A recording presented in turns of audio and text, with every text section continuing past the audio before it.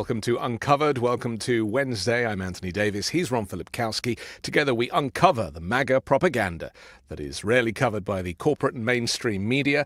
Ron, there was a massive press conference yesterday. When I say massive, there was a few members of the press at Mar-a-Lago.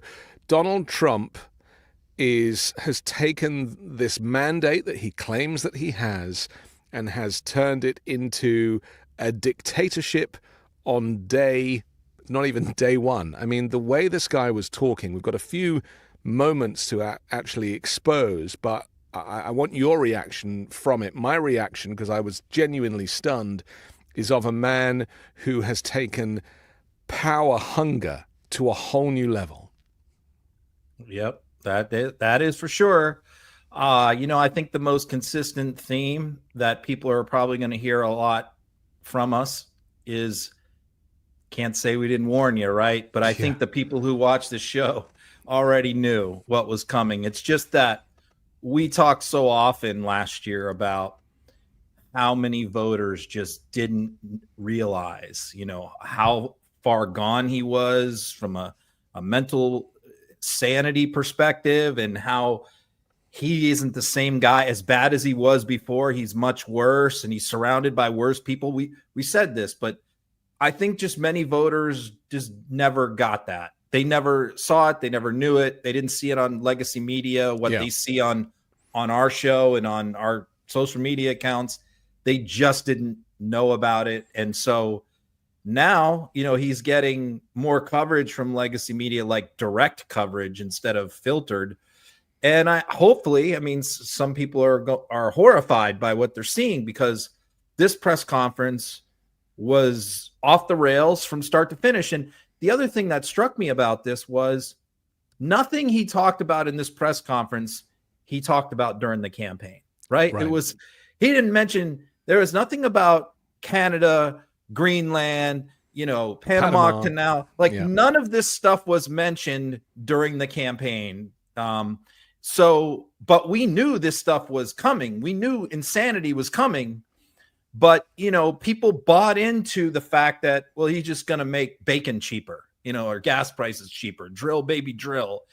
We're going to make all our cars and all our stuff here, and we're not going to buy anything more from China. And we're going to deport all the migrants. And they bought into that. But yet he rolls out in one of his first major press conferences today and doesn't say any of that stuff. He's got a whole new agenda, and the agenda is not what he campaigned on. Maybe we should start with looking at how he has, because this is a perfect example of the authoritarianism, the renaming of the Gulf of Mexico. I'll just play the clip and we can hear what he has in store for us. Of $50 to $60 trillion worth of assets, we're going to be changing the name of the Gulf of Mexico to the Gulf of America, which has a beautiful ring that covers a lot of territory. The Gulf of America, what a beautiful name. And it's appropriate. It's appropriate. And Mexico has to stop allowing millions of people to pour into our country. They can stop them. We were worried about the Department of Education, removing slavery from America's history. This guy is rewriting maps, Ron. Yeah, and he, when he says we are changing the name, I'm getting the Christmas vibes again. We're allowed to say Christmas again, where Trump just says, this is what we're going to call this from now on. And everyone's supposed to go along with that. So the question is, well, what does he mean by that when he says we are now going to call this? Is he actually going to insist that U.S. government documents be purged of that name, State Department documents, that everything in official government correspondence that says Gulf of Mexico in it is going to be changed to Gulf of America? Is he going to go at globe and map companies and online? Are we going to search the internet and find it called Gulf of America now because Zuckerberg and Musk and all these other media people that he's bought and paid for, or they've bought and paid for him, are they going to do that now? It's just insanity. Who wants this? Who asked for this? No. Is there one single person in America out there who says, it's really bothering me that it's called the Gulf of Mexico. I've never heard anyone say that, but maybe one of his buddies went on a fishing trip and came back to Mar-a-Lago and is like, hey man, why do we call it the Gulf of Mexico? And here we are. It's the same as Space Force. It's exactly the same as Space Force. It's that moment where he hears something, he can't intellectualize what it is because he doesn't know anything about it, but he's a master propagandist and marketeer. And so he's like, Space Force, I can sell that. Gulf of America, I can sell that. Yeah. I think this is all heading towards him desperately wanting his face on Mount Rushmore. I think that's what this is about. Well, certainly the territorial acquisition stuff is about that. I think for sure. I think he views himself as like a modern day Thomas Jefferson with all that stuff, that this is the Louisiana Purchase all over again. And I have heard that in right-wing media, them mentioning that this is going to be just like the Louisiana Purchase all over again. Think of how great it's going to be when we own Canada and Greenland. And they're actually putting out maps. I've seen maps on right-wing social media a lot showing the U.S., Canada, and Greenland as one country. They're actually putting that out now, which is just like, once again, like, no one voted for this. This isn't what he ran on. And he hasn't even taken office yet, and he's got a completely new agenda than he had 2 months ago, other than the migrant deportation, which has remained constant for a long time. Right. Let's take a look at him on the Greenland story. Please. President, thank you. Wanted to touch on the world on fire that you mentioned, but let's start, if we could, with your references to Greenland and the Panama Canal, so forth. Can you assure the world that as you try to get control of these areas, you are not going to use military or economic coercion? No. And can you tell us a little bit about what your plan is? Are you going to negotiate a new treaty? Are you going to ask the Canadians to hold a vote? What is the strategy? Yeah, I can't assure you. You're talking about Panama and Greenland. No, I can't assure you on either of those two. But I can say this. We need them for economic security. The Panama Canal was built for our military. I'm not going to commit to that now. It might be that you'll have to do something. Look, the Panama Canal is vital to our country. It's being operated by China. And we gave the Panama Canal to Panama. We didn't give it to China. And they've abused it. They've abused that gift. It should have never been made, by the way. Giving the Panama Canal is why Jimmy Carter lost the election, in my opinion, more so maybe than the hostages. I mean, the guy's rewriting history for a start. The U.S. never gave the Panama Canal to Panama. It returned it to Panama. There was a contract. It was a negotiated deal. I think it was $1, wasn't it? It was designed to be a gesture of goodwill and of kindness to kind of bring nations together and kind of reconnect these communities and to enable the kind of shipping industry to have free passage. And the stuff about China owning it is just not true. I mean, he's just full of these little morsels of nuggets of information that he then turns to being the whole story. Yeah, I mean, he's like William Pitt. It's like 1790 in Britain, where he's conquering territories, right? This is pure colonialism is what it is. It's saying like, we need this stuff for our economy, for our security, so we're taking it. I mean, this is like naked 18th century British colonialism. It's a land I shouldn't grab. limit it to the Brits, by the way. No. I mean, everyone had a hand in that. There were plenty others that were doing it too. Right, but yeah, that's what land grabbing was the order of the day. Yeah, and that's basically what he's saying now. And we want it, we need it. We're bigger and stronger than you. We're taking it, and it's like, didn't this stuff go out like a couple hundred years ago? Didn't we recognize that like colonialism is bad, and the world has progressed away from that gradually, painfully, slowly, but it has. And the United States has always tried to stand for the fact that that's not who we are. We've lapsed from time to time, but, tried to fix things and correct things. And so, but now he wants to take us back 200-300 years of Western civilization to the colonial era. And it's madness. It's insanity. And you just wonder, like, at some point, is some people in the rest of the world going to stand up to them? Or do they just think, like, is somebody in Congress going to stand up to him? Republicans, anybody is going to stand up and say, hey, look, this is madness. Stop talking like this. But it doesn't appear so. Every time I monitor the Republicans and what they have to say about this, they say, it's a combination of like, that's just Trump being Trump. Or it's like, yeah, this is great. Let's do it. But this is Putin's playbook. But Putin wants this land and these connections. No, and you know what's even more interesting? That's a great point that you make. Yeah. Because all this week on Russian media, what have they been saying? It's like, how can the U.S. lecture us now about Ukraine? Right. Taking Ukraine.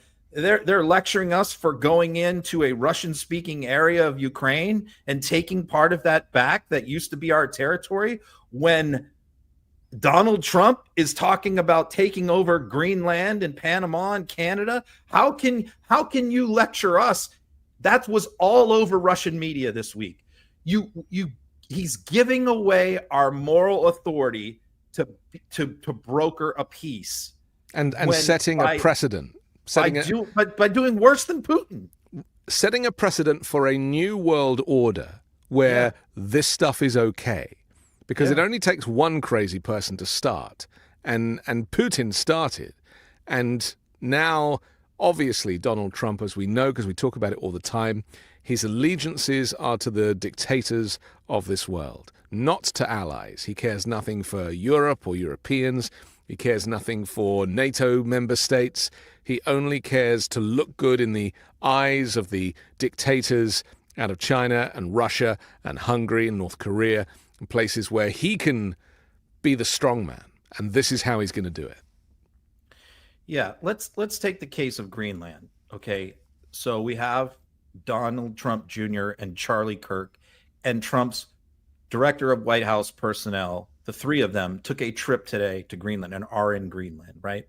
And they staged an event in a restaurant where they had like 20 people from Greenland and MAGA that they filmed, where they said, don't you guys want to be part of America? And they were all, yay. And they filmed that and put that out when it's like 20 people. But Greenland only has like 600,000 people. Right. And so you could look at that and you could say, well, what a clown show. That's so dumb for them to do that. But there's a sinister side to this. And that is this, Greenland is an independent territory, but they are technically part of Denmark. But they have their own parliament. They have their own prime minister, but they fall under Denmark in terms of military and foreign policy. Denmark handles that for them. But at any point in time, this is part of their agreement with Denmark, they can, by referendum, gain independence from Denmark if they want to. That's been the case since 2009. That has been the agreement. And they just haven't ever had that referendum. But they have elections coming up this April. The elections are for the new parliament, the new prime minister, but they can add to this ballot, and the PM is considering it, an independence referendum. And so when you think about that, and you think about what Don Jr. and Elon Musk, you're talking about having to win an election where there's only 600,000 people. It doesn't take much money, and it doesn't take many votes. Win. It's an easy win for Elon Musk to win that election. To win that election. For Musk to put in $10 million. Right. And you got Charlie Kirk there, who is, runs a major get out the vote effort for the Republican Party.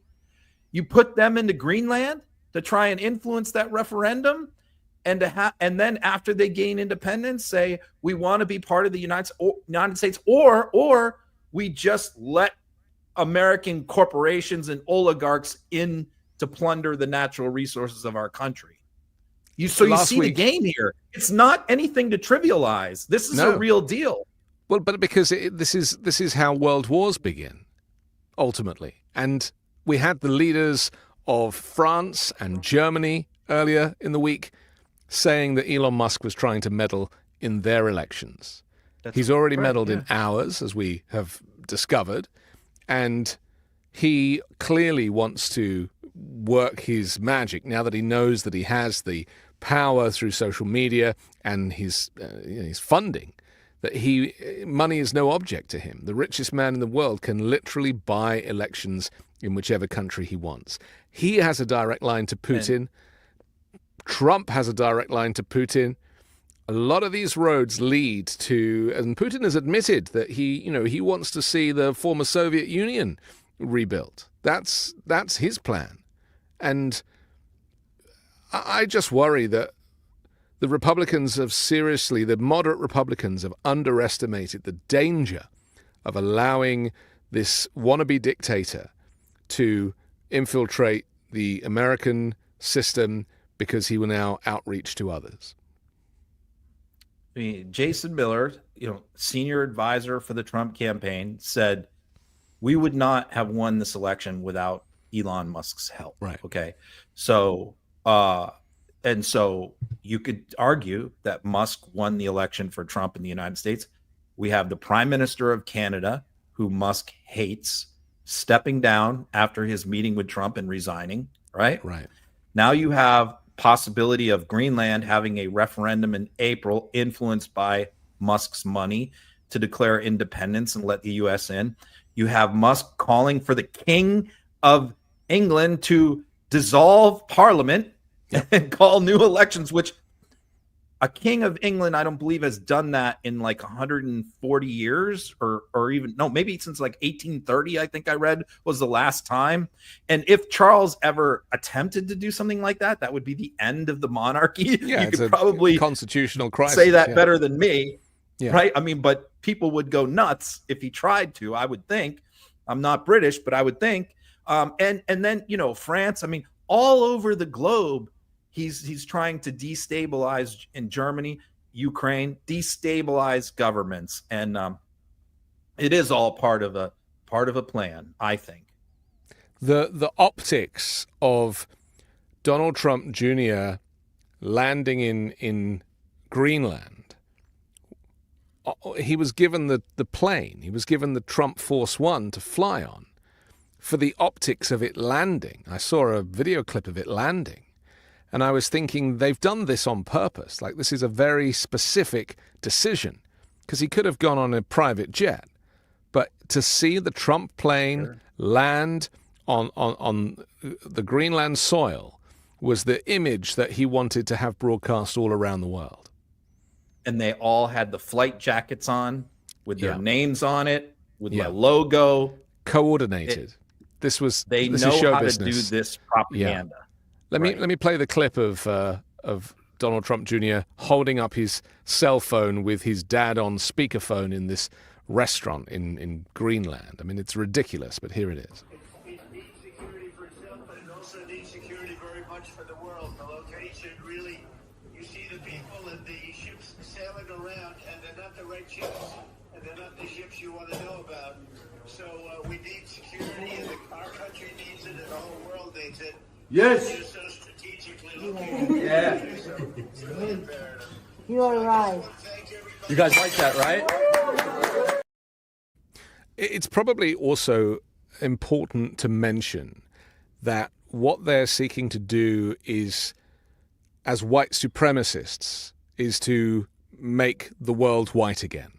And by going into these nations that are, look at Musk supporting the AfD in Germany, a Nazi party, effectively, Nazi sympathizers. The same with Greenland, controlled by Denmark. Again, there is a white nationalist movement there that is ready to be infiltrated. I'm beginning to see a pattern in that on that front as well. That clip should disgust and infuriate most Americans and most people around the world. Instead, they'll probably laugh at it and be clown it, but Yeah. it's serious. You Yeah. see Charlie Kirk there filming this on his phone, giddy, like, and he says, you like that, guys, right? So he's got these like 20 indigenous Greenland people in the room with these red hats on that they've given him. And he's staging them and he's telling them, please clap now. The clap, say, this is what you want, right, guys? And it made me think of like the story of, the Dutch governor landing in Manhattan offering a basket of $24 worth of beads for the island. I mean, it's like, you're happy about this, right, guys? This is what you want. It's so condescending. It's so imperialistic. And you just hope that the overwhelming majority of people in Greenland see through this. But, we hoped Americans would see through these people, and they didn't.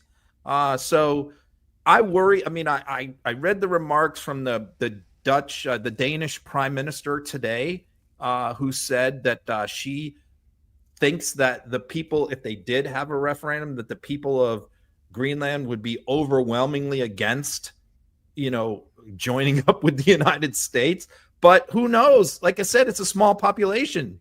Hey, I moved to the US because Brexit happened, where we were convinced that there was no way that the UK would vote to leave the European Union, and yet it happened, and we literally could not believe it. And that, to me, was the start of this nationalist, kind of white nationalist growth that we're seeing through Europe. Because, of course, it's happening in France, where it's happening in Germany. I mean, it shouldn't happen in Germany at all. And it is happening in Germany. We see it here, the Charlottesville rally. I mean, a lot of that sentiment is at the heart of this stuff. And you read Elon Musk's post, some of the language that Musk has been using recently. Only the AfD can save Germany and this kind of stuff. He's straight out of that camp. Yeah. I mean, I think, to be honest with you, a lot of their messaging is much more appealing to people when governments allow too much immigration. I'm in favor of immigration. I think it's great. But I think that when countries allow too much, where it's just a huge amount of people, influx of people are allowed in on asylum claims, it allows these right-wing racist people to take advantage of those numbers because it does cause disruption in a society when you have so many people come into it that don't speak the language, that are a different culture and all of that. But it's not the numbers that they weaponize, though, Ron. They lie and say that everyone coming in is from a mental asylum or is a rapist or is a murderer, and the statistics simply don't support that. But no, they don't. But I think that that messaging is much more effective when people look around them they're in their communities and see a high presence of migrants. And I just think that message that doesn't resonate that well under normal circumstances has been resonating in recent years because so many Western countries have allowed so much migration that it makes so many voters go, you know what, pull back from that and say, this is too much. We're being overwhelmed. It gives them the feeling of being overwhelmed. And so I think the reason why Democrats lost this election was largely because of the migrant issue and largely because too many of them were allowed into the United States in a short window of time. That's what I believe. And, other people may disagree, but I saw those ads work. The anti-migrant ads. Right. I'm sure they're going to work in places like Germany and the UK for the same reason. And Germany has a problem at its borders, again, by nature of its geography and the fact that it is a generous country to people who are seeking to migrate or seeking asylum, and then the UK as well has its huge problems. But and here's the difference between your opinion and my opinion on this. In the United States, we do have a problem of propaganda rather than of numbers. It's not so much about the reality of the numbers, because we've seen so many reports of people who are hateful towards migrants, not because they've ever met one or seen one, but because Donald Trump told them that they had to be, and Donald Trump told them that the country was overrun. Well, you travel around, I travel around. The country is not overrun with migrants. There are certain border towns that have issues, but this country has enough space to absorb everybody if it wanted to. This is purely a political move to demonize migrants and to create this kind of them and us thing. It is simply but the majority xenophobia. of Americans do not want to absorb everybody. I don't know how else to tell you that. The majority of Americans don't want 10 million migrants. But asylum is don't. the law. It's the law. To be able to seek asylum is the law. That's the law of the land. I didn't make it up. No, well, it's how the law is enforced. You don't have to allow every single person who presents themselves at the border to claim asylum into the country for 3 years waiting for a court date. You don't have to apply the law that way. And that's the way the Biden administration applied the law, which was different than the Trump administration. But the Biden administration also deported more people, as we've reported on this show, more migrants than the Trump administration did. There was more arrests. Because more so many more came in. Yeah, it's so because interesting, 10 times isn't it? more came in. You know, but you do. I'm just telling you that if you want to fight off a right-wing anti-immigration movement, politically at the ballot box, where native people of the country, for the most part, are the voters, that if you allow in a massive amount of migration in a short period of time, you open the door to demagogues and racists like Elon Musk, Donald Trump, and others who are ultimately going to take over these countries. So you will lose your republic, you will lose your democracy by allowing in too many migrants. That's the argument I'm making. So that's your choice. You can allow a controlled, reasonable amount of immigration and their arguments won't work, or you can let everybody in who shows up at your country and you can lose your democracy. Do you think that that's Biden could have made more noise and Harris could have made more noise about what they were actually doing at the border? Because for me, it was the silence that caused this vacuum that enabled Trump to weaponize this storyline. I think the silence was for a reason. I think that they heard Republicans screaming. Fox every night was doing stories about the border, but I think that they were silent because they didn't want to talk about it, because they thought that most people wouldn't like what they had to say about it. So they could have come out and said a few different things. They could have come out and said, we're just going to let everyone in who shows up from any part of the world with an asylum claim, and we'll get to their case in a couple years, but we're going to let them in and we're going to give them debit cards, or we're going to fly them to different communities around the country where they want to go, and we'll let them settle there for a couple years until their asylum claim can be adjudicated. I don't think that they really wanted to tell the world that, because that would have probably encouraged more people to come. And I don't think they wanted to tell the American people that was what was happening, because that is what was happening. And so I think that they felt like that was politically untenable. And I don't think that they wanted to crack down or do executive orders or make it more restrictive, because I think that a certain element of the party base would have objected to that. And so they were caught in this middle territory where they didn't want to talk about what was happening because they knew it would be politically unpopular. So they just hoped that, we'll just ignore this for a while, and we'll hope that with abortion and other things, we can overcome the migrant issue at the ballot box. but they were wrong. And part of what helped that was some of these really terrible crimes committed by migrants months before the election, which was inevitable with that many people come in. Well, it was a handful of crimes that Trump promoted. Yeah, but Trump was promoting for those things to happen.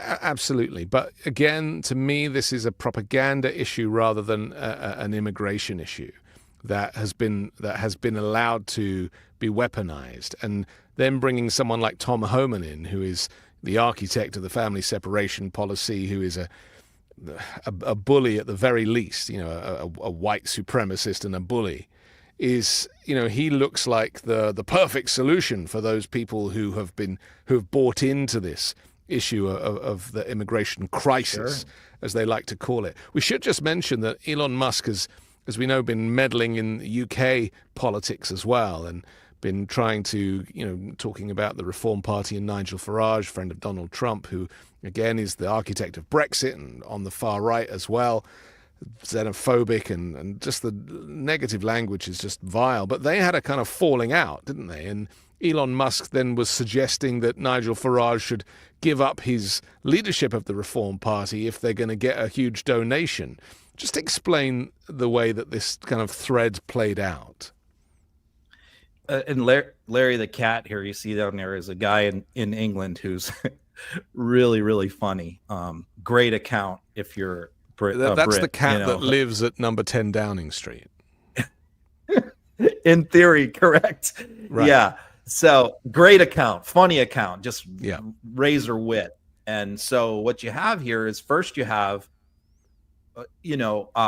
Farage was asked about Tommy Robinson because, Musk has made Robinson turned him into a folk hero and claimed that, what Robinson did was he incited anti-Muslim riots and multiple people were killed. And he's a white nationalist. Directly involved in doing that. Correct. Yeah. And what Musk is saying is that the British government put him in prison for a couple of years for posting videos on social media. And he targeted mostly his main target was a teenage boy who he falsely accused of sexually abusing other white girls at school, which didn't happen. Okay, it was not true. So Robinson wasn't put in prison for that. What happened is Robinson was sued for defamation by the family of the kid and lost, and was ordered by the court, just like Rudy here in the United States was ordered by the court as part of that judgment, stop posting videos about this kid that are not true. And Robinson defied the court order and just kept doing it, just ignored the court order. Was warned, and then finally the judge said, okay, that's it. I'm locking you up. And so Musk is claiming that he was locked up for posting videos on Twitter, on X, right? So Farage came in this week and he's like, look, man, that's not what happened. He's in jail for violating a court order, not for posting things online. And by the way, this is not healthy for the Reform Party. The Reform Party does not need Tommy Robinson as the poster boy. He's not even a member of the Reform Party. You need to move off of this guy, is what Farage told Musk. And Musk said, his response was, we need to get rid of Farage. Right. He needs to go. He's not the right guy. He's not tough when they enough. Turn on each other, that is, that A, they're completely nuts, but B, that this experiment will not end well. Because to fall out with each other when it was all roses and support and $10 million is going to, come your way, and trying to kind of push the Reform Party in the UK, which is a fringe party with one member of Parliament, Nigel Farage. Who is Farage? Yeah, who is Farage? And bear in mind, Nigel Farage has been running for the British Parliament for decades and has never, ever won a seat. He's only ever been the leader of a far-right party, but never had any success, and finally got himself a seat in Parliament. And then he pissed off to Mar-a-Lago. So, the British are all like, where's this guy gone? And because he's brown-nosing Donald Trump. So this is where... And then in 2 weeks, he's going to be at Trump's inauguration.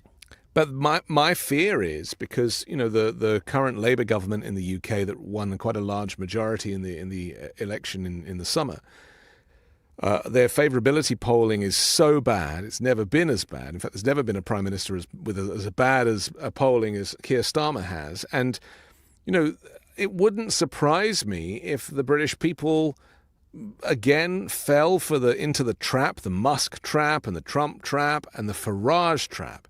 And that, you know, fast forward a few years and that Nigel Farage suddenly becomes the leader of whichever party is you know, a merger of maybe the Conservatives and Reform. So it's serious and it's dangerous. And this, again, is the restructuring of the world order. And you know, the weapon that he's using against Starmer is that Starmer was, I guess, the chief crown prosecutor. He for was the many director years. of public prosecutions, yeah.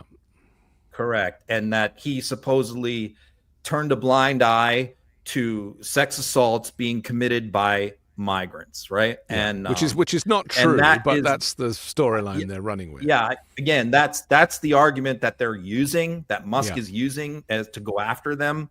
And yes, I have seen all the denials and saying this is all not true, and the numbers that he's putting out are completely exaggerated. The numbers that Musk uses is like 250,000 girls in the UK have been raped by migrants. That's what Musk is putting out, when, you know, the number is, of course, not even close anywhere in the ballpark of that. And again, this goes back to this far right propaganda that is baked with xenophobia and is, again, about making not just America, but the rest of the world white again. And, you know, butting up against this, we're going to have the climate crisis causing a mass migration in the coming years and decades that is going to go against the grain of all of this white supremacy. And that's going to be explosive when it happens. I mean, it's already starting to happen, but, you know, that's way off in the distance because currently Trump's just wanting to drill, baby, drill. I do have one more clip of him claiming that he wants ownership of Canada. Let's have a quick look at that. Listen, I don't care what he says. But Sir, real fast, you said you were considering military force to acquire Panama and Greenland. Are you also considering military force to annex and acquire Canada? No, economic force, because Canada and the United States, that would really be something. You get rid of that artificially drawn line, and you take a look at what that looks like, and it would also be much better for national security. Don't forget, we basically protect Canada. But here's the problem with Canada. So many friends up there. I love the Canadian people. They're great. But we're spending hundreds of billions a year to protect it. We're spending hundreds of billions a year to take care of Canada. We lose in trade deficits. We're losing massive. We don't need their cars. You know, they make 20% of our cars. We don't need that. I'd rather make them in Detroit. We don't need the cars. We don't need their lumber. We have massive fields of lumber. We don't need their lumber. We have to unrestrict them because stupid people put, you know, restrictions on, but I can do that with an executive order. We don't need anything they have. We don't need their dairy products. We have more than they have. We don't need anything. So why are we losing $200 billion a year and more to protect Canada? And I said that to, as I called him, Governor Trudeau. I said, listen, what would happen if we didn't subsidize you, if we didn't, because we give them a lot of money. We help them. As an example, we're buying icebreakers, and Canada wants to join us in the buying of icebreakers. I said, you know, we don't really want to have a partner in the buying of icebreakers. We don't need a partner. But no right. Nope. No right. Here's what we have. We have a right not to help them with their financial difficulties because we owe $36 trillion too. We're going to start knocking it out pretty fast, but we're going to be able to do it because of energy and other things. The next president of the United States, ladies and gentlemen. So he just doesn't believe in free trade. He doesn't understand international trade. He has some of the most basic things you learn in like macroeconomics as your freshman year in college, which he should have learned at Wharton about how the world works and how international trade works and how certain economies do things more efficiently than others. You know, like he doesn't get any of any of that. He doesn't understand the economies of scale. Flat out 19th century protectionist. That's what he is at heart.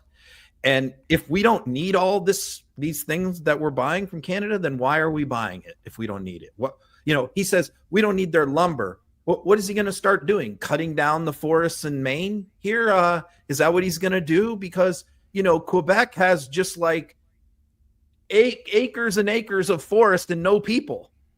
And so what, we're going to cut down forests in the United States because we don't want to buy their lumber? I mean, it's just so crazy to me, like that we would, and claiming that we protect Canada. Canada has their own military. It's just like it's so insane that we are treating our closest friend and neighbor that has always been wonderful relations between the United States and Canada. And we have an incoming president who is treating them like dogs, like they're like gum on the bottom of his shoe. It's just shocking. And when this happened, I went and watched the Dow Jones Industrial Average from the point in which he finished his press conference, and it nosedived. Yeah, I know. Of course it nosedived. The markets don't want to hear things like this. The man is crazy. Well, we've been telling people he's crazy for the last decade, and no one's been listening. No one wants to have that conversation about the insanity of Donald Trump. It's like the madness of King George. These things can happen. It is possible to accidentally, by some crazy event, end up with a nutcase in high office. And when that happens, as it did with King George, you intervene. People of sound mind intervene. I think it was the losing the election, the January 6th, and the indictments. He just snapped. He snapped. Yeah. And he's not the person he was then. Like, as I say, I'm not saying he was great then and now he sucks. I'm saying he was terrible then, and now he's terrible, a terrible person who's lost his mind in a malevolent way. Yes. And also because, the retribution. King George's madness wasn't malevolent. No. He was just cuckoo. It was almost harmless, when he would have his bouts of insanity. But they made sure that he was locked up in they made sure that George was locked up in the palace and couldn't do any damage. And that was the difference. Trump is out doing press conferences and causing the Dow Jones to collapse. So this is just the beginning, because he's not even in office yet. This is his insecurity pushing back.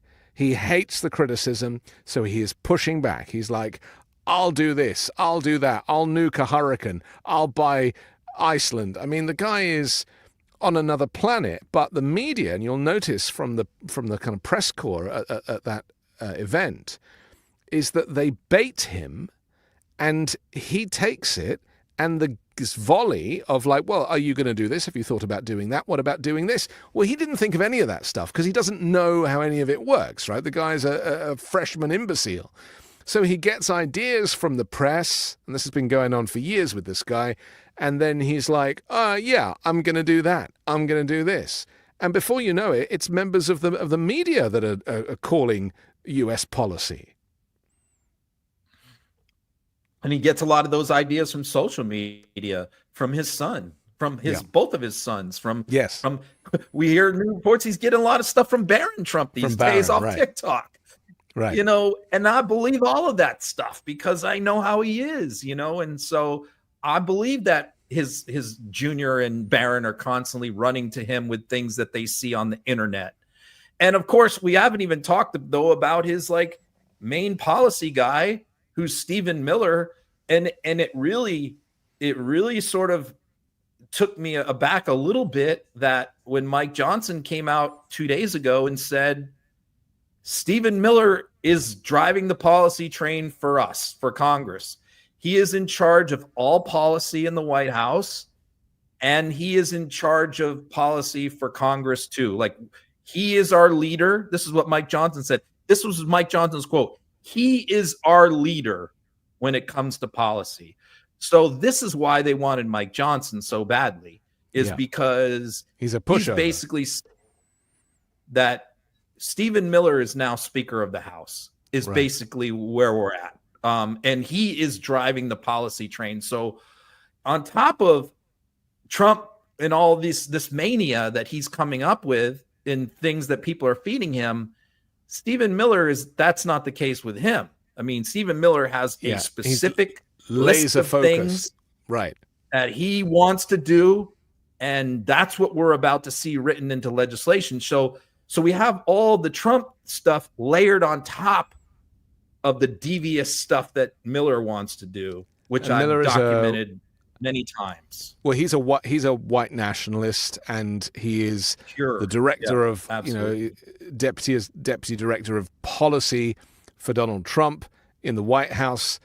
Here he is. They are the ones doing this on the way out the door. Donald Trump, again, he announced that federal workers are going to go back to the office because they work for you. Everyone watching us at home tonight, they work for you. Those federal workers, you pay their salaries. They need to show up at an office. And again, Donald Trump's going to rip up those agreements that allows those workers to work from home, although we all know what the federal workers are really doing is just absolutely nothing at best. At worst, they're working against you and your family and your security. And he's going to say that you have to get back into the office. And he's also going to say that workers who've betrayed the trust of the American people are going to be fired.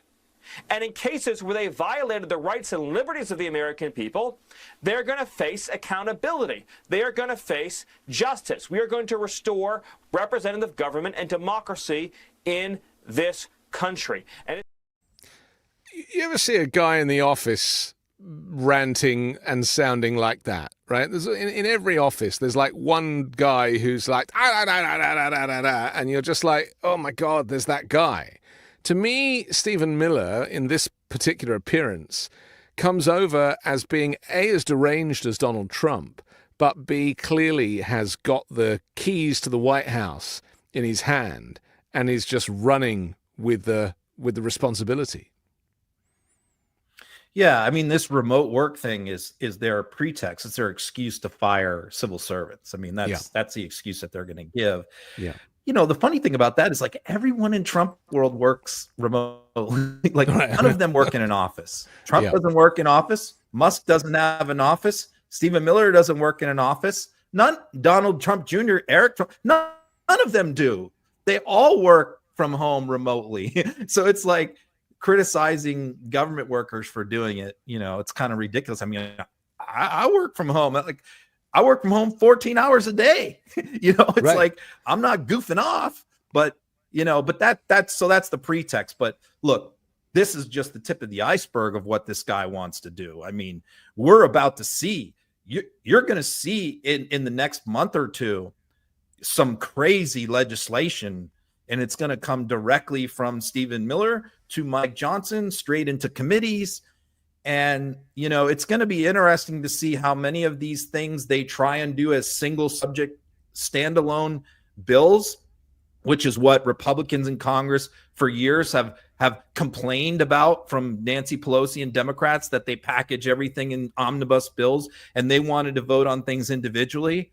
So the question is, for all of these Stephen Miller things, are they going to be presented as individual bills? I don't think so. I think what's going to happen is they're going to be put all into one massive reconciliation bill, all these social things with the budget, with funding for the border, all of that. And it's going to be an up or down vote on the entire legislative agenda in June, which they're already signaling. And the reason why they want to do it as a reconciliation package, by the way, when you hear that word, is that gets around the filibuster. Therefore, you don't need 60 senators. You only need 50. And that's how they're going to get all this through.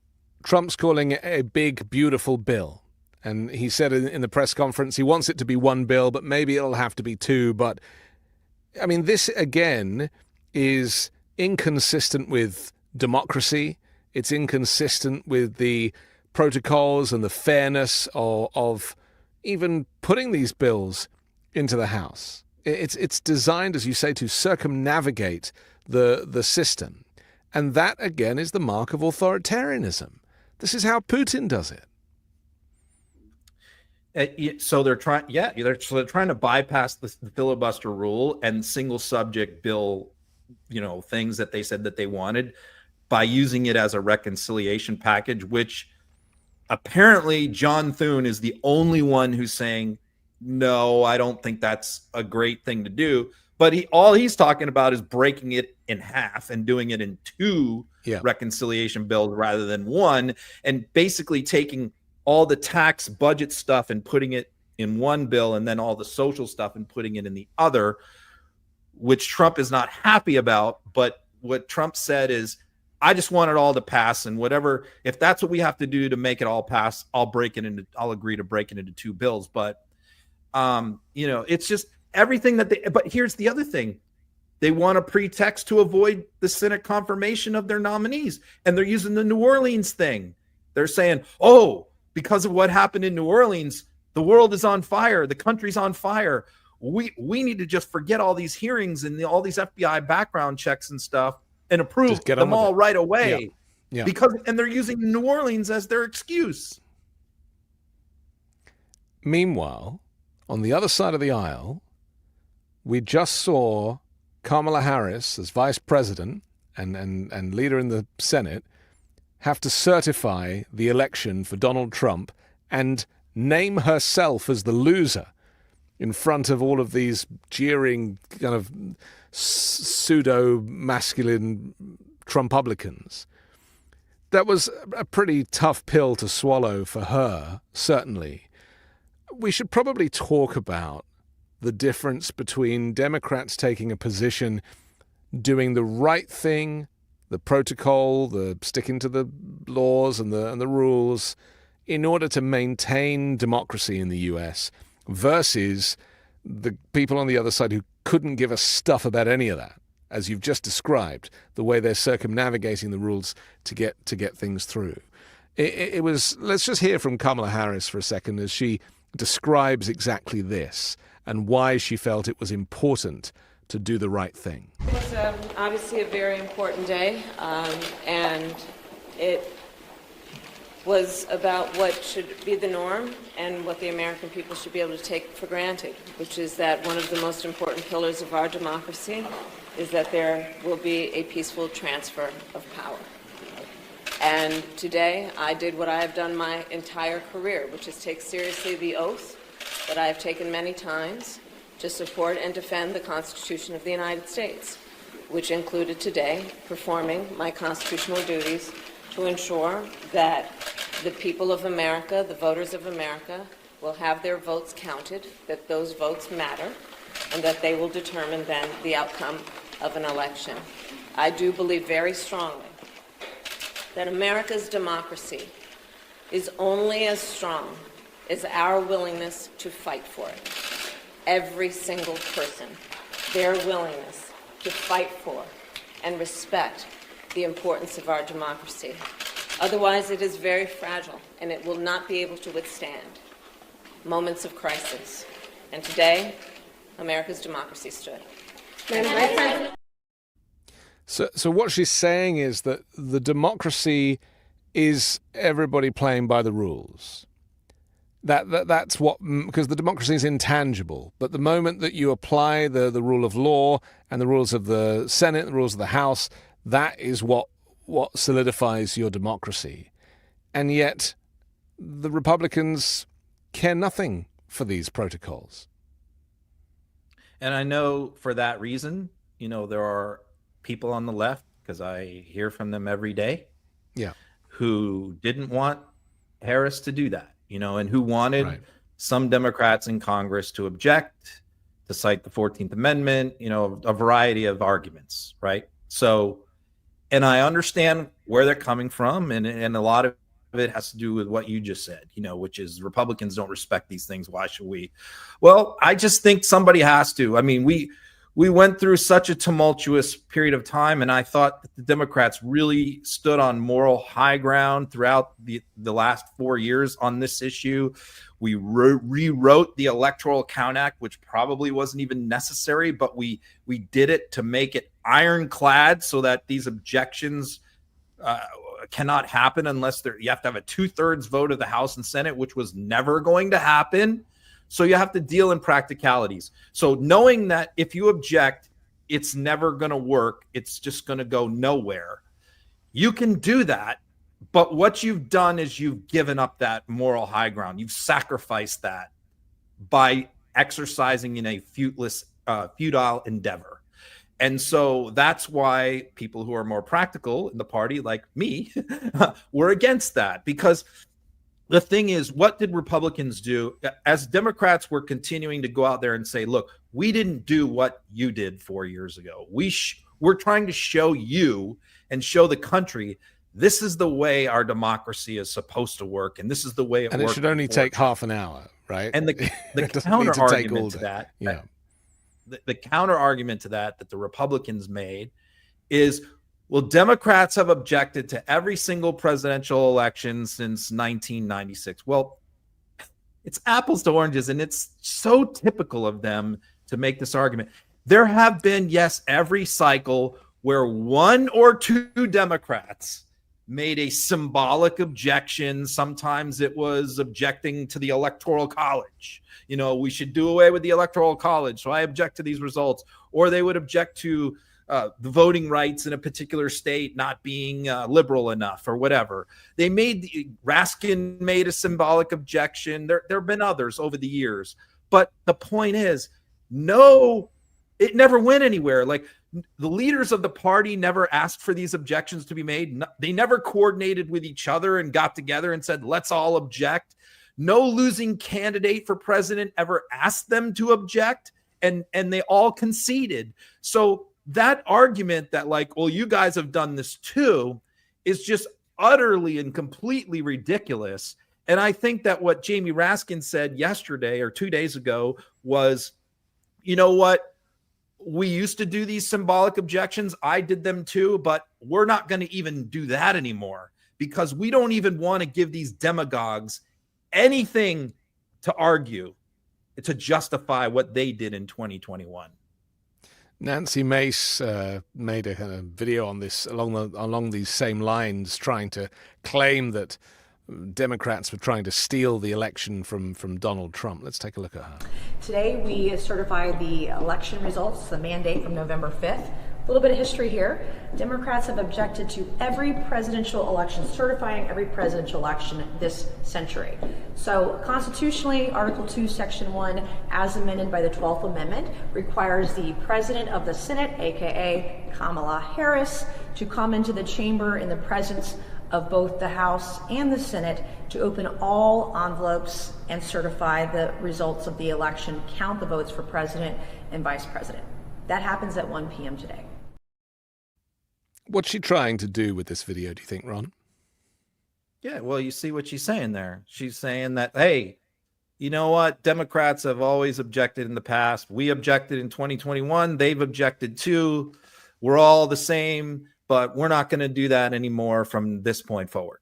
It's their attempt to rewrite history by equating a Jamie Raskin symbolic objection and isolated symbolic objection in 2017 to what happened in January 6, 2021. And you see Mace perpetuating that both sides nonsense.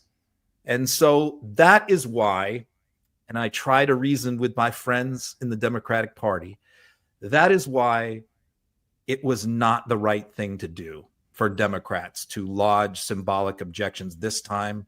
I get their arguments. I understand where they're coming from. The bottom line is Merrick Garland dropped the ball on all that stuff, and we just came up. We didn't do it right, and so to object now is pointless. It's not going to accomplish anything, and it's only going to hurt us. So we just have to move forward. It's frustrating that Democrats have to sit on their hands over something that is procedural and they are fully entitled to do because of the way it's weaponized by the other side. And again, that is the erosion of democracy. Right. Because you are afforded the opportunity to make these announcements because that's the democratic system working and giving people the right of reply. But again, this is the problem with a oligarchy or an authoritarian in office, is that all of that stuff kind of goes by the wayside and they have to just stick to to the bigger picture, I guess.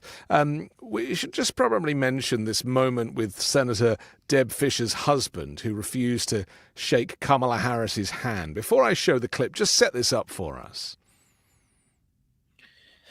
This just, again, this is part of what we just talked about. It's the same concept, which is they just have no class. And I think it's important for the Democrats to not to respond to their classlessness and their boorishness and their obnoxiousness by doing it back. And I know that many Democrats want that to happen. Yeah. But I just think that if we fight hard and we fight bare knuckle, but we also do it with grace and class, I hope eventually enough people are going to want that brand of politics versus what they're seeing from these Neanderthals. And what you have here is, this man's wife was just elected as a senator. She friendly greeting, cordial, shook the hand, of Kamala Harris. Thank you, swore in. And then Kamala very politely and nicely went to shake his hand and said, congratulations, your wife was just elected to the Senate. And you see how he acted. And my first thought was, I wonder what their home life is like. I wonder how he has treated his wife over the last 30 years of marriage, considering what an obnoxious jerk this man obviously is here. Just refusing. And you see Harris handled it again with class. She just smiled and she said, okay, she didn't make a big deal out of it. And I just think that this is the way we have to handle these people. Yeah.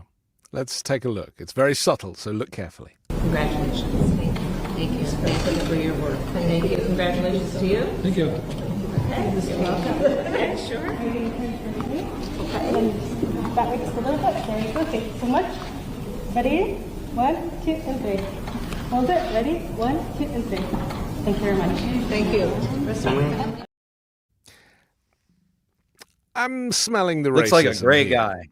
I was going to say, I'm smelling the racism here. And I think, I don't know much about this family, but I recognize, because I take a very big interest in this subject, because my wife is a Black American, I see a lot of the stuff that she tells me about how she has to navigate this world, or certainly this country. Kamala Harris did it with grace. It's not the first time Kamala Harris has been ignored by a white man, I'm sure.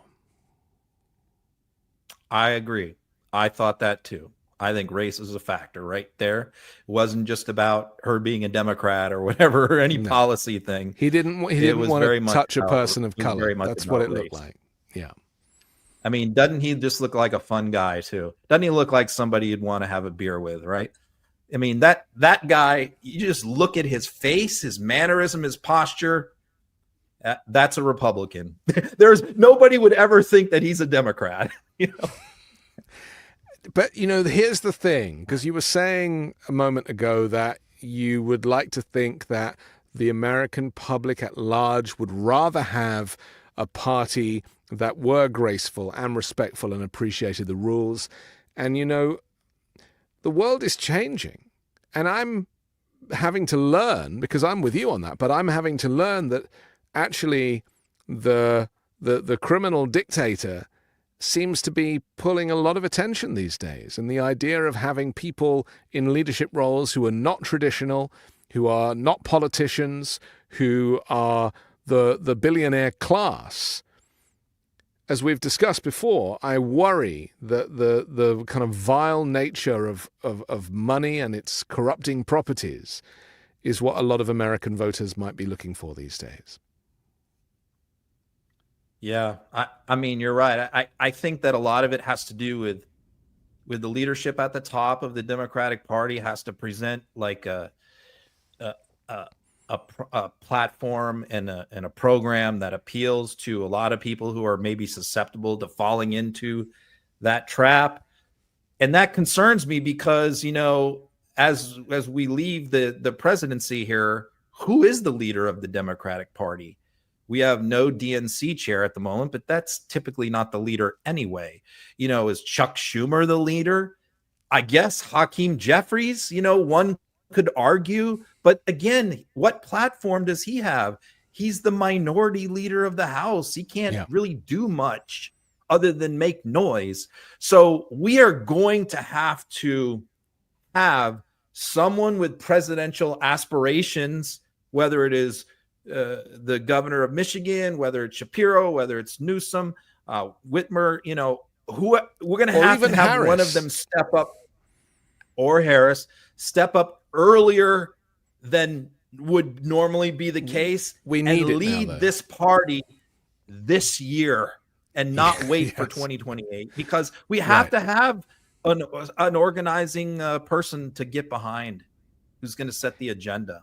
The vacuum is being felt by everybody. It's a vacuum. It's frustrating, and we can feel it. And it's ripe for somebody stepping up right now. And I just worry that the way that the kind of the top-down organization of the Democratic Party is such that I don't know who's blocking it. Maybe Nancy Pelosi. I've no idea. But that old guard still has a lot of sway within the party, and I believe that's probably what needs to change. That is part of the problem. I think that is part of the problem. It's going to have to be somebody from Gen X, is going to need to step up into the leadership vacuum. It can be 2 or 3 of them, but they need to be national figures.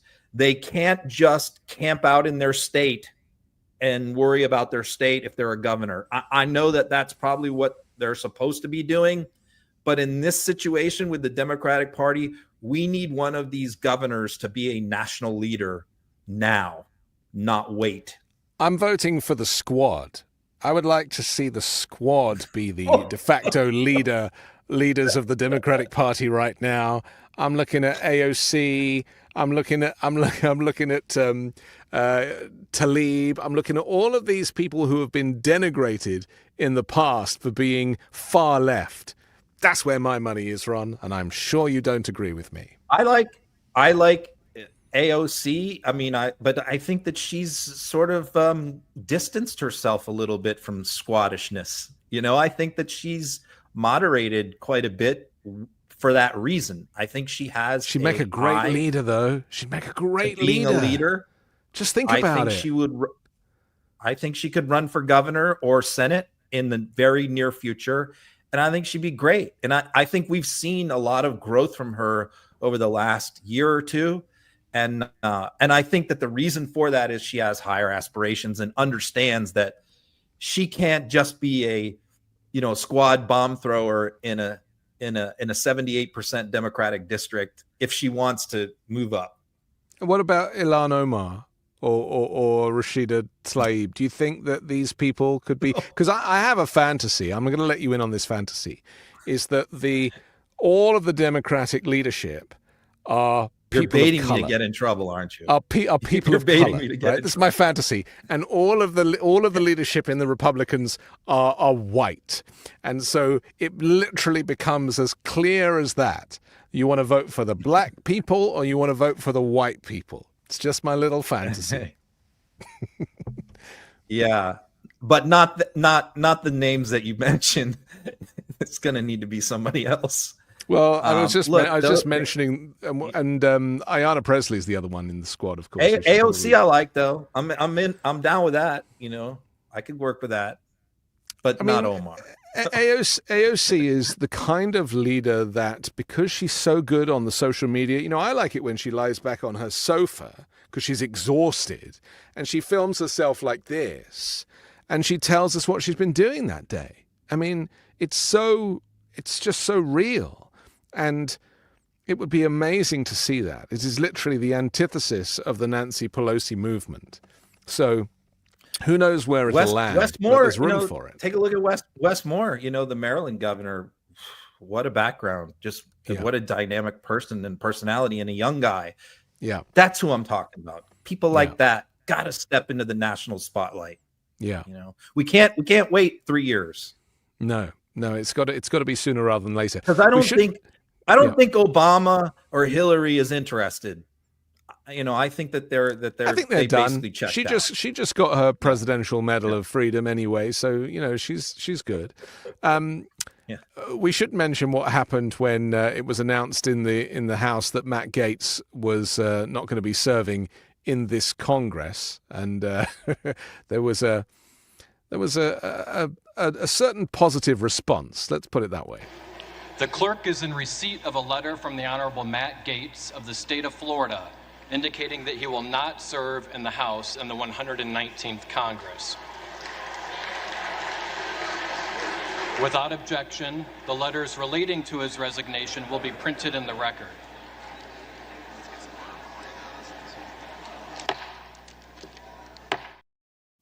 Yeah.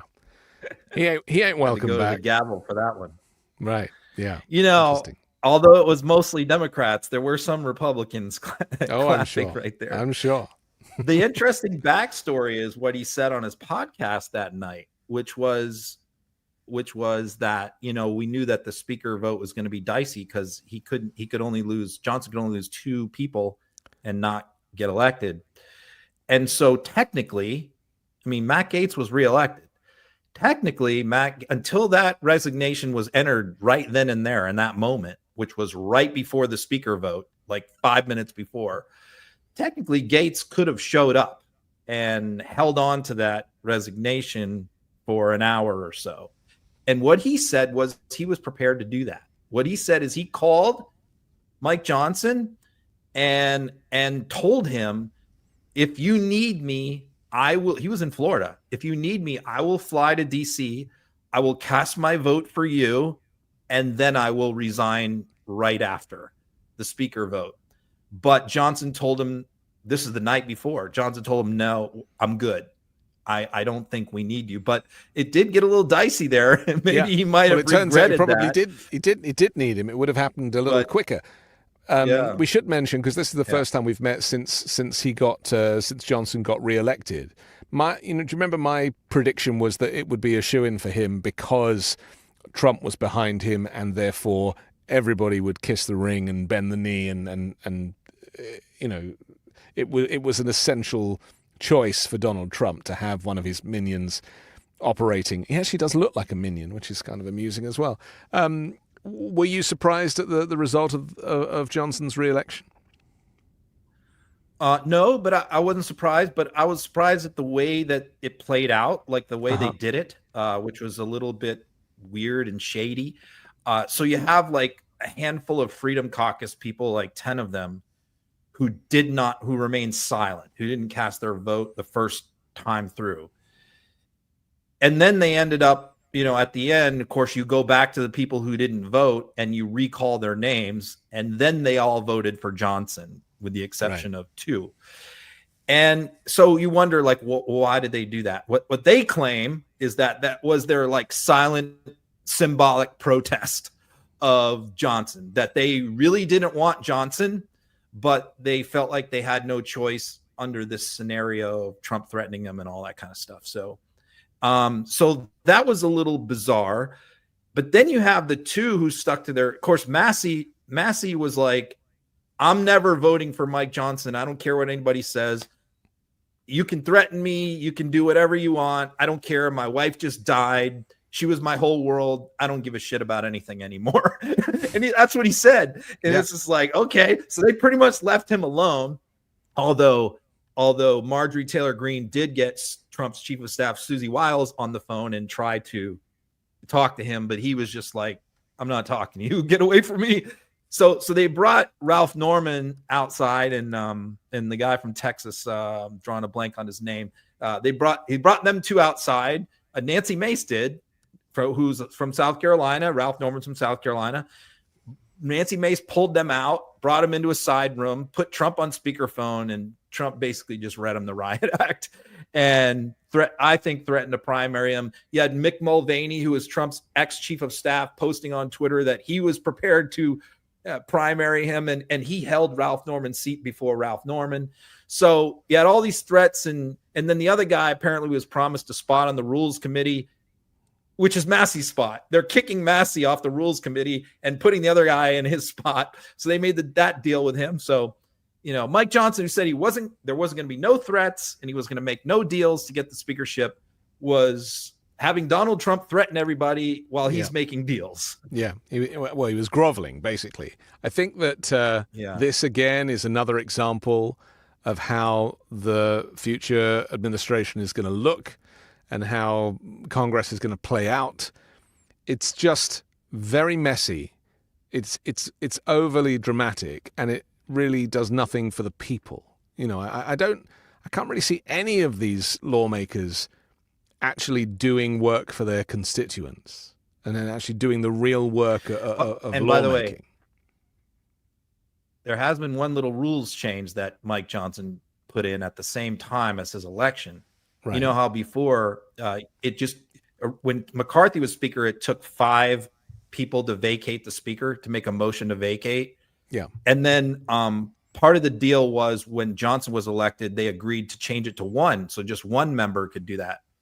And that's why Marjorie Taylor Greene was able to bring a motion to vacate against Johnson. But Johnson had that rule change this week, and it takes 9 now to bring a motion to vacate. So he made sure that it's going to be a lot more difficult for them to take him out this time. I see Donald Trump is insulting one of his own appointees. This is Morgan Ortagus, a special deputy special presidential envoy for Middle East peace. Just explain what the story is here. I'll read his post first, which is, I am pleased to announce Morgan Ortagus as special presidential envoy for Middle East peace to the Honourable Stephen Witkoff. Early on, Morgan fought me for 3 years, but hopefully has learned her lesson. These things usually don't work out, but she has strong Republican support, and I'm not doing this for me. I'm doing it for them. Let's see what happens. She'll hopefully be an asset to Steve, a great leader and talent, as we seek to bring calm and prosperity to a very troubled region. I expect great results, and soon. Over to you. Can you imagine getting an appointment and having them go, you know what? I really don't want this person. I don't like this person. Lovely. She said a lot of nasty things about me, but hopefully she's groveled a lot. She's kissed the ring, and hopefully she's learned her lesson, because she's going to be on a very short leash. And if she doesn't make me happy, she'll be gone. MAGA. What an endorsement. How can you have any? Morgan is like an old guard establishment person. Lindsey Graham loves her. All the Rubio loves her. Rubio wanted her. All the old guard establishment Republicans like Morgan. She was very critical of Trump after January 6th and all of that. So, she said he lost the election and he needs to concede and all that kind of stuff. She said the things that basically like Kinzinger said back then. And so Trump didn't like her for that reason, but a lot of people lobbied for her. A lot of people wanted her. Like I said, Lindsey Graham, Marco Rubio, as Secretary of State, wanted her, and she would be working for Marco Rubio. So the old guard all wanted her. So Trump, you can see where he's basically like finally relented and agreed. All right, I'll let her, but had to stick it to her in the announcement. And like any self-respecting person would read that, I would just go like, screw that. I'm not doing this. Take your appointment and shove it.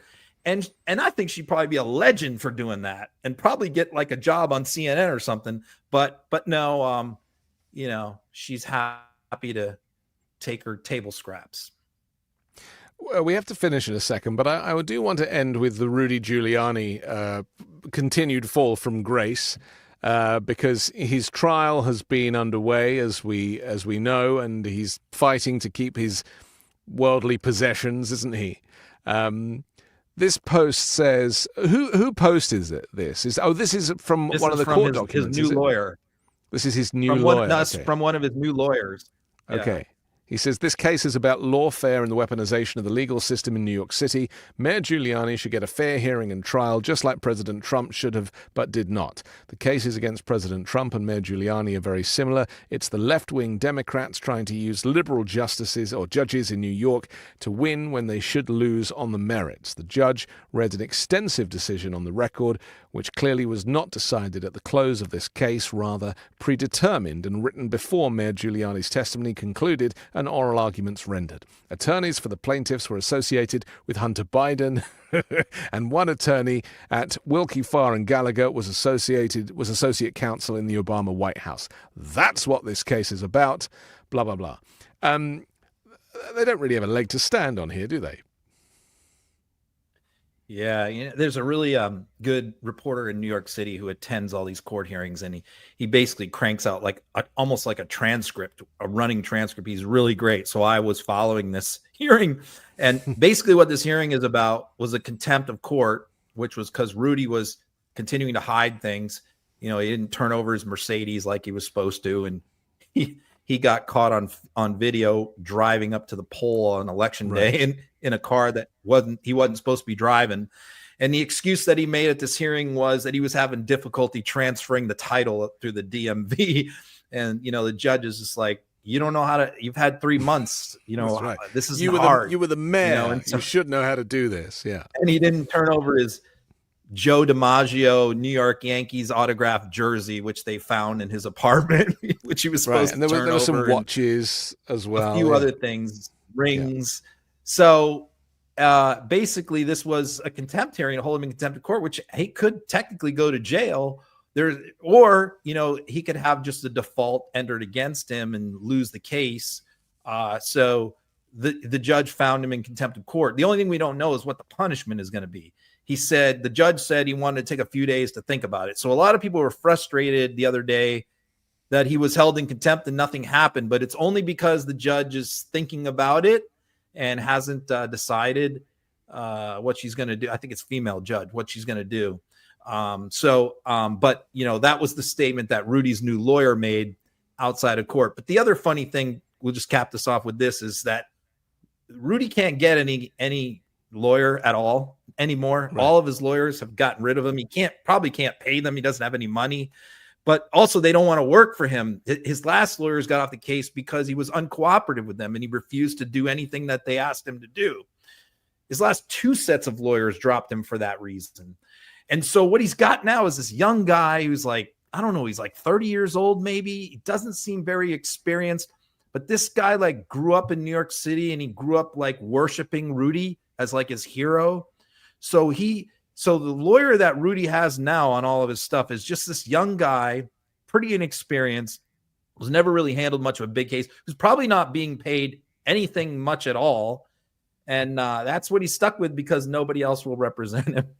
Well, he's probably giving the counsel all the counsel, isn't he? He's probably representing himself, but using this young guy as the mouthpiece.